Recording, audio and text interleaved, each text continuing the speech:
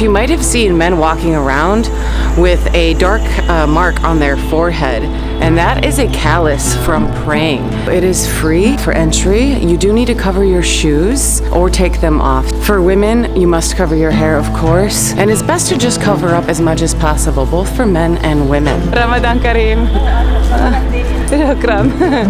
Wow, what an impressive mosque and courtyard.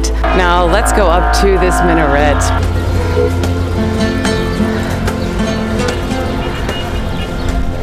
Good afternoon from Cairo.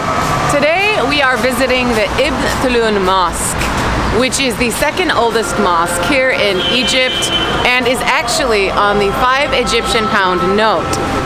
But I'll tell you more about the mosque when we arrive. Let's just jump on the bike and go. Yalla bina. Oh, yes. With these mosque videos, I think I'm gonna do more. I am definitely going to make more in the future, but it is a lot of history and a lot of information to relay, so I'm just kind of quiet thinking about what I need to say.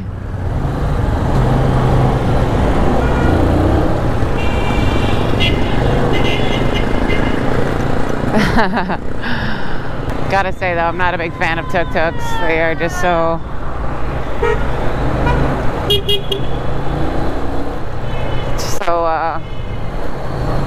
clunky. You can't see past them very well. And they squeeze through, or they try to squeeze through places like motorbikes do, but they're not exactly the same. Small as a... Hurry up. Yeah, they just...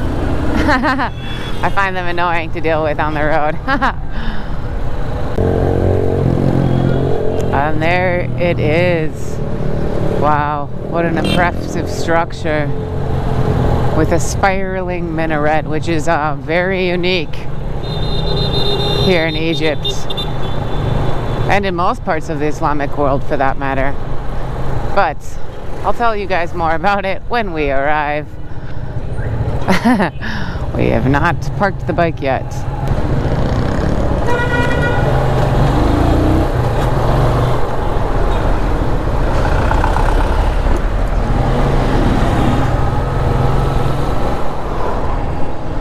Yeah, I've never visited this mosque, so I need to find a place to park. Beautiful though, wow, look at this.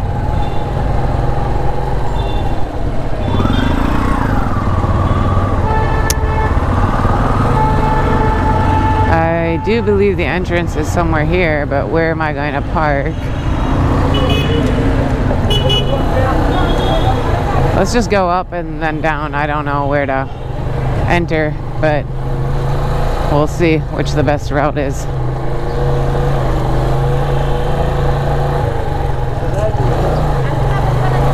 Wow, this is on a steep hill, huh?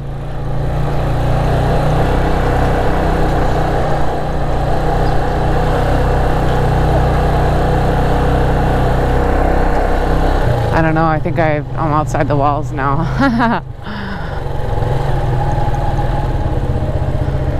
I think the entrance was probably down there.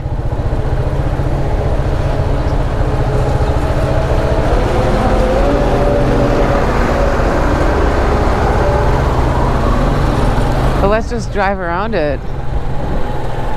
This is the old walls of the mosque. So we're getting a look at it from the outside. A little tour from the outside with Ramadan decorations.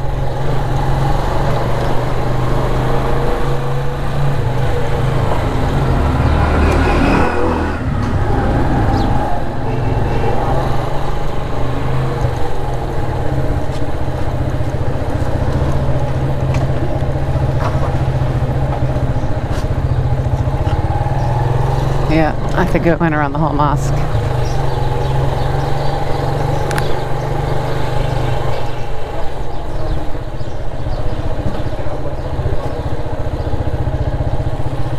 Let's just get a look at it from here. Wow. Okay, of course, better view inside. Yalla. I think I should probably go left.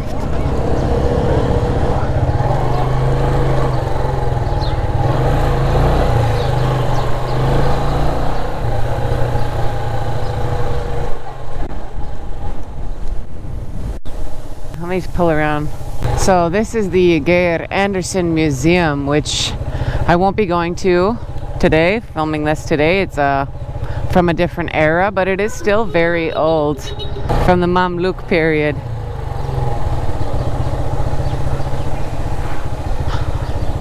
So Geir Anderson Museum, or El Kretilia's house. I don't know how to say that in Arabic, but Assalamu alaikum. It's known for a woman from Crete that lived in this house. It's still very old, you know, Mamluk period. Not like it was yesterday. Anyhow, let's continue. The old walls. The second oldest mosque in Cairo, and look at this. I think this is the entrance, so this is perfect. Let's park the bike.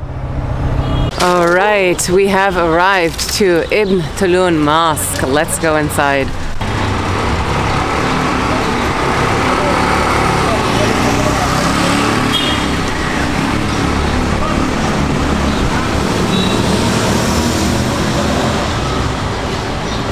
So this inscription above the doorway I read was, well, I can tell you about it later, but this is proclaiming this man renovated the mosque a little bit in the year 1296, I believe it was.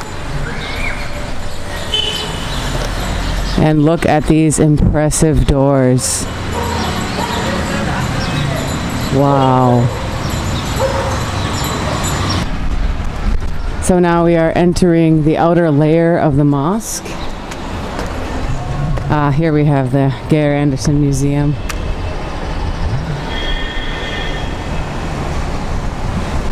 Yeah, so this outer layer, or I think it's called Sayeda or something like that, is meant to give a barrier between people praying inside and then the urban chaotic life that is happening outside, even on the streets of Cairo over 1,000 years ago. So yes, this is just a barrier wall, which perhaps we will walk around, but let's go inside first. The Mosque of Ibn Tulun is one of the oldest and best preserved Islamic jewels in Cairo. It was built in the year 877, making it a pre-Fatimid era structure, and the second oldest mosque in Cairo. Located in the Sayeda Zeinab neighborhood of this bustling city, the complex covers an impressive 26,318 square meters. The mosque is a rare surviving example of the classical Islamic period of the 9th and 10th centuries, when the Abbasid caliphs ruled the Muslim world from Iraq. Its design was inspired by the mosques of Samarra in Iraq, the Abbasid capital at the time, making it an important representative of classical Abbasid architecture. Today, it is one of the most significant monuments of Islamic architecture in Egypt. The mosque's distinct architecture is visible in its hypostyle structure, supported by brick piers rather than the typical marble columns, by its minaret with its unusual external spiral staircase, and Samarra-style stucco decoration. This enormous mosque is one of the largest in Cairo in terms of land area, and was built on the orders of Ahmed ibn Tulun, for which the mosque is named after, and who was a fascinating figure from humble beginnings. Born in Iraq near modern-day Baghdad in the year 835, he was a slave soldier who was assigned to govern Egypt for the Abbasid Caliphate. Within 4 years of arriving to Egypt, he had managed to establish himself as an independent ruler, establishing his own capital and commissioning the mosque to be built, which closely resembled the mosques in Samarra, his hometown in Iraq.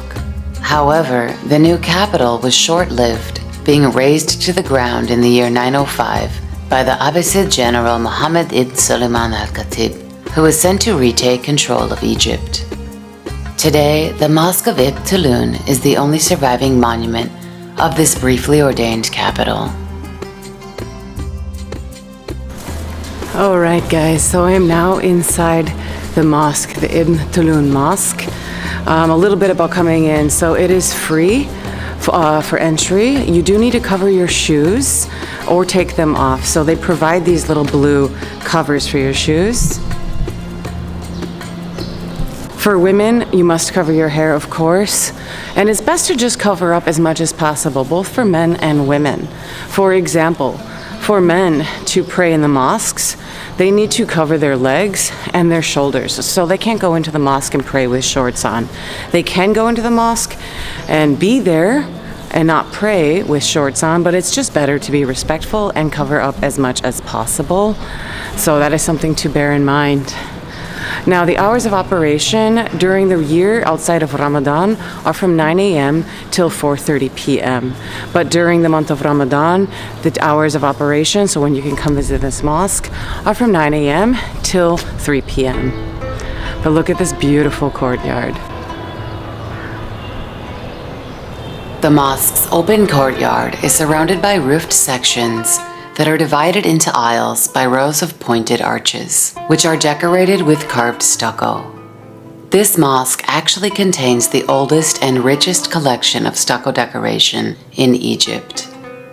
Some additions and restorations were made to the mosque after the 9th century. The original fountain in the center of the courtyard, which had previously burned down, was rebuilt on the orders of Caliph Al-Aziz in 995. The mosque and the area around it declined further in the following century, and then part of the mosque was burned again in the year 1067. After the fire, a powerful Fatimid vizier restored the mosque, which he indicated with the inscription he placed above what is still the main entrance to the mosque today. Another important renovation was also made in the year 1296. In the middle of the courtyard is an ablution fountain, an innovation of the Mamluk Sultan Hussan al-Din Lajin. This present-day fountain and domed kiosk in the center of the courtyard date from that restoration, which replaced the 9th century gilded domed version. Various restorations have taken place over the centuries, but this mosque is still one of the oldest and well-preserved mosques in Egypt.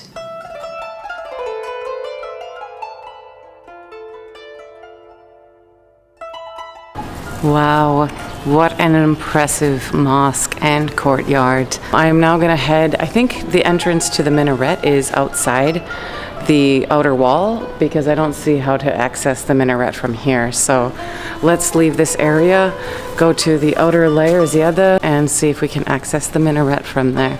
Beautiful, beautiful mosque though.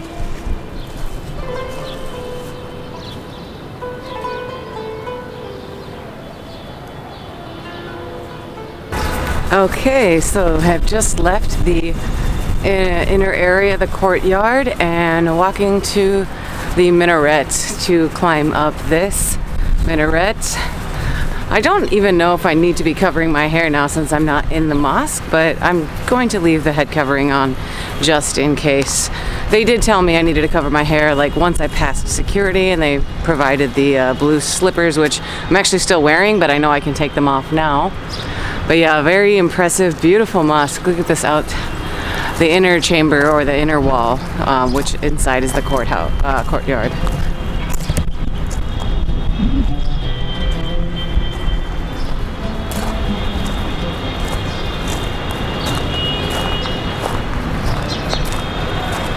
While we're here at the mosque, I figured I would take an opportunity to talk about the prayers that Muslims do a little bit, just because I don't think I've mentioned that much in past videos.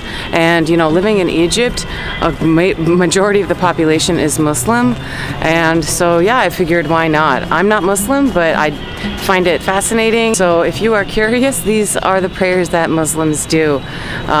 Like I said, they pray 5 times a day, and I think most people know that. But the names of those prayers are called Fajr, Dohr, Asr, Maghrib, and then Aisha.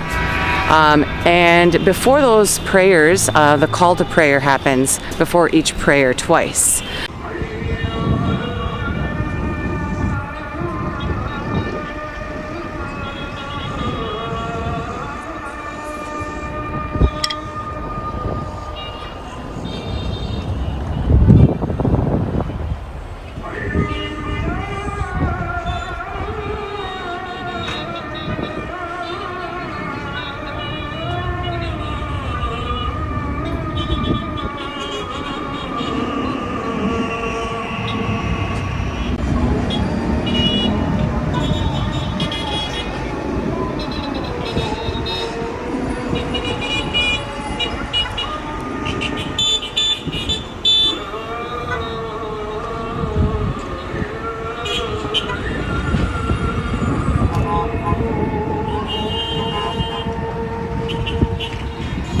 So I'm sure you can relate that to Islamic countries, hearing the call to prayer go off over the city, which is very beautiful. I love this call to prayer.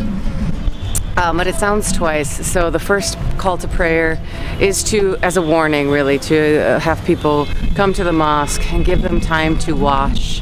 And then the second call to prayer is when people begin praying right after. Each prayer, I would say, lasts about 10 to 15 minutes, so it is not extremely long. But yes, Salam alaikum. شكرا. ممكن بصور؟ لا تمام. رمضان كريم. شكرا. Some ladies, but yeah, no to filming, but they were like blowing kisses. So yeah, but so these prayers happen all throughout the year, and the washing, I asked a bit about this, forgive me if I miss something, but it's to be clean to go to meet God, you know, which is why they wash their hands, and there's a whole process to it though.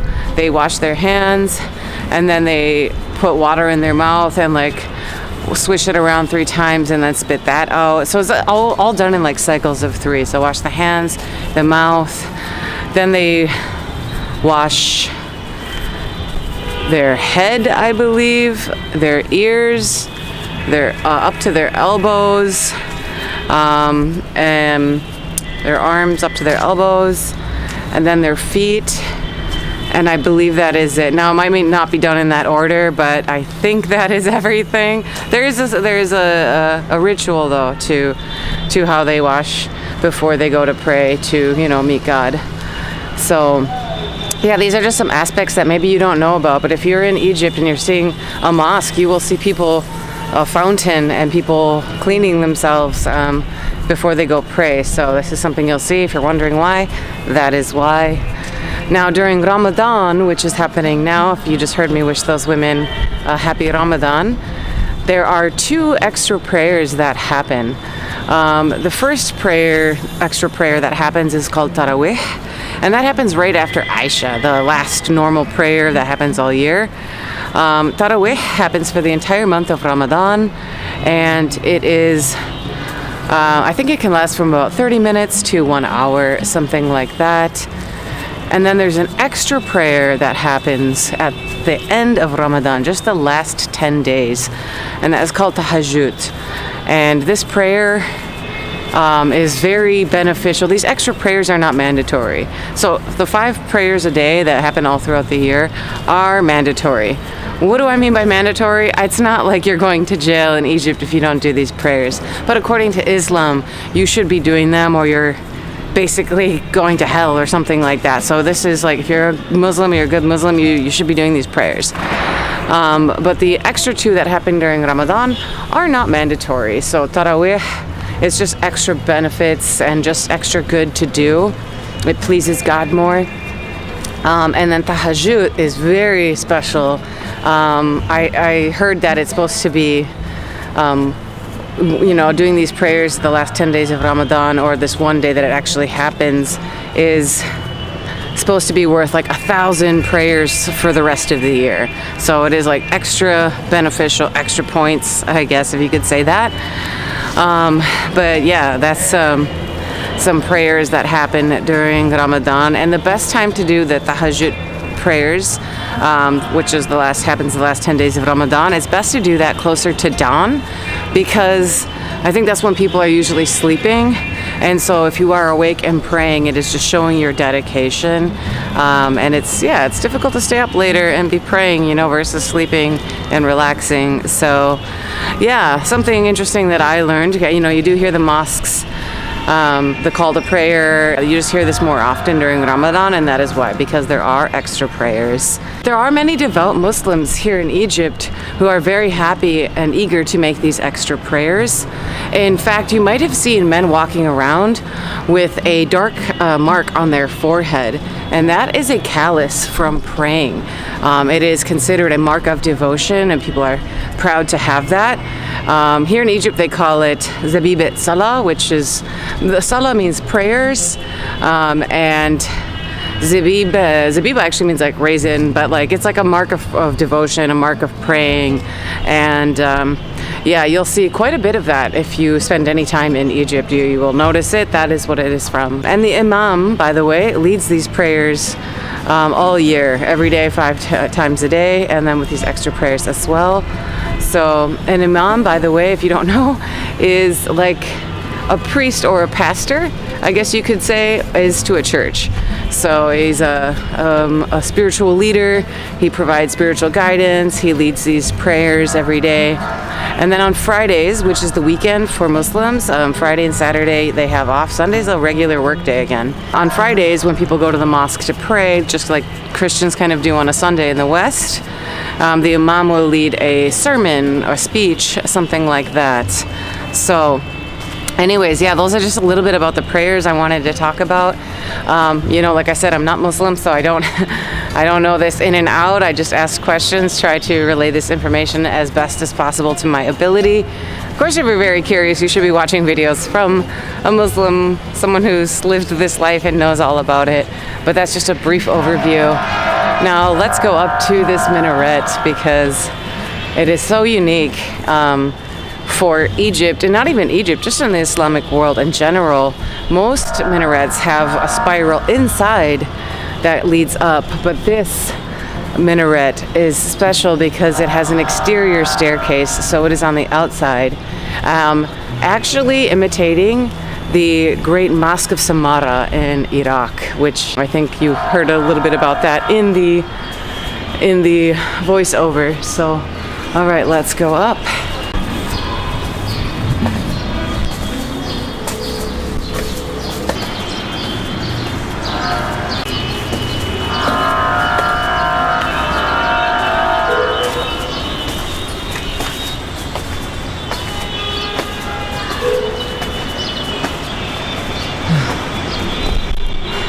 Wanted to take a peek over here before making our way to the top.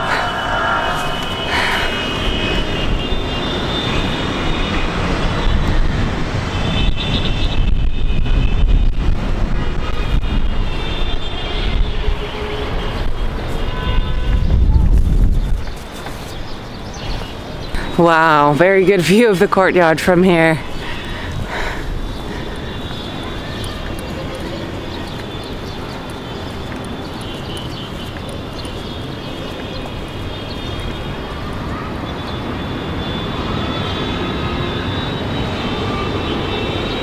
Alright guys, now I am walking my way up to the top of the Ma'zana or minaret.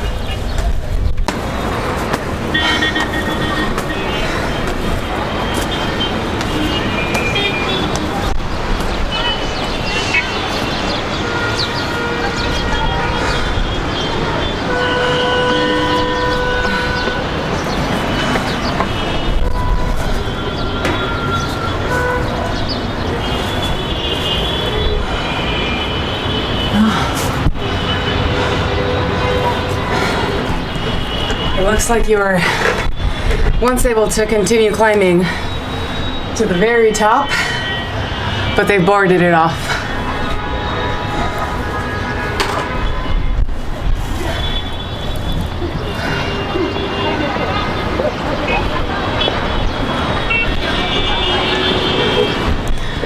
Wow, what a view.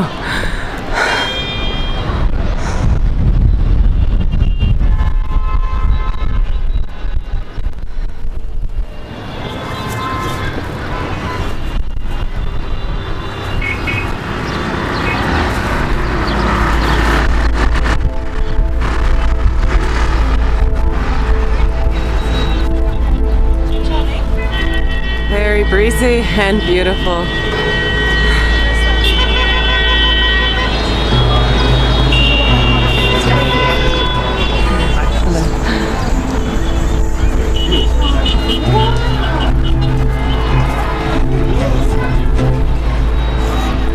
So let me just point out a few monuments for you guys. This mosque over in the distance is the Mosque of Sultan Hussan, where I filmed the Al-Adha celebrations. And then we have Mohammad Ali Mosque, modeled after the Hagia Sophia in Istanbul. And then over here we have the Ma'ata Mountain, which is a very famous mountain here in Cairo, and you'll have Cave Church in this area, which I've made videos about as well. So yeah, very beautiful view.